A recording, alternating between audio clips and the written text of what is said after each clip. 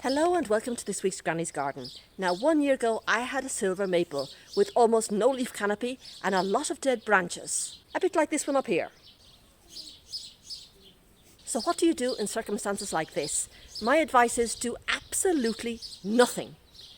At least for a few days and better still for 2 weeks. Think of all the pros and all the cons of what you want to do, because basically you're saying this tree's got to go. And once it's gone, no amount of super glue is going to put it back together. Now this tree was on a steep embankment, as you can see here beside me. There's about 4 foot or 5 foot difference between my neighbour's property and my property.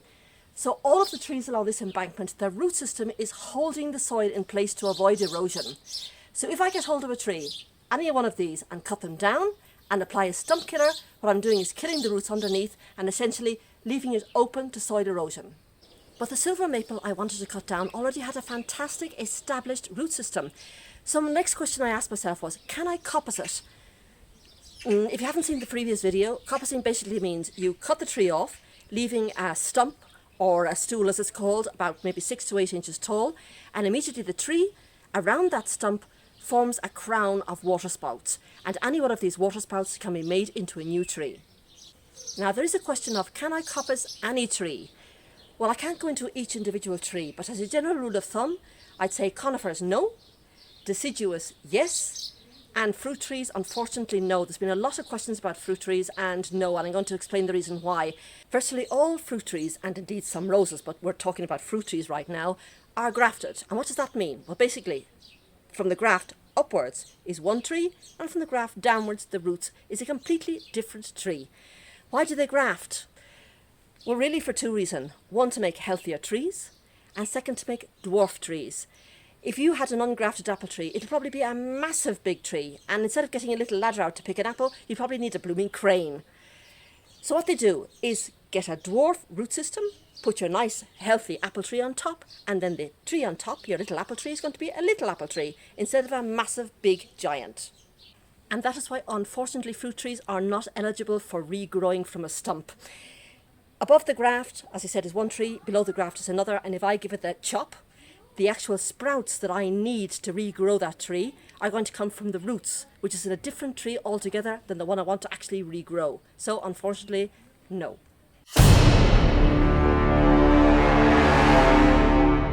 Here we are back at the scene of the crime 1 year later. Now there is the original stump that I cut down, or the original trunk that I cut down, and as you can see I left this trunk or stump at about 6 inches. Then 1 month later I came back, and the whole way round this stump were loads of water sprouts, a bit like the one that's behind at the moment. You can see these little tiny little delicate water sprouts with tiny little stems.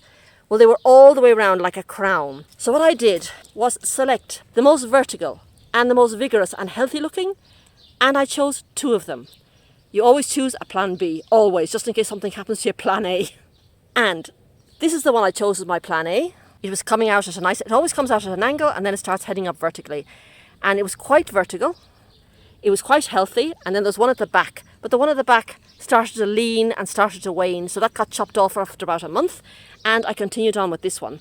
And if you compare, it started off like this, spindly little nothingness, and 1 year later it's like this, which is quite hefty. It's also nice and woody. And what happens is, this is now, I'm going to up. This is now 9 feet tall.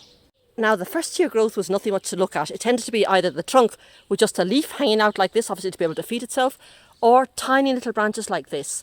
Now in the second year you get what I call proper branches, and they're coming out at angles the whole way up the tree. So this fall I'm looking forward to some beautiful fall colours, of course, of which maples are famous for. Now, being on this steep embankment, and also the fact that it's very, very thin, although it's now getting wider and wider, I actually staked it to give it a helping hand. And on the top half, hope you'll be able to see it here, I put a very loose, soft tie wire and just attached it to the fence behind. Because I do live in the mountains, you get very, very high winds here, particularly in autumn and in winter. So I just wanted to give it some extra protection.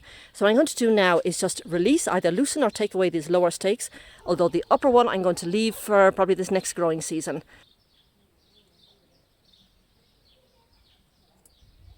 That's actually quite stable.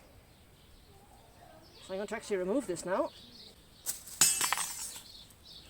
Now what I have been doing is keeping this trunk clean because I want it to be a tree. I'm trying to get it into a tree format right from the very, very beginning. And all of these little points you see along the trunk are where spindly little branches like that have wanted to start. So I just come along and with my nail, nick them out. You can't leave any branches down here thinking, oh, it'll grow upwards, because the tree doesn't sort of like start here and then suddenly the branch starts growing up with it.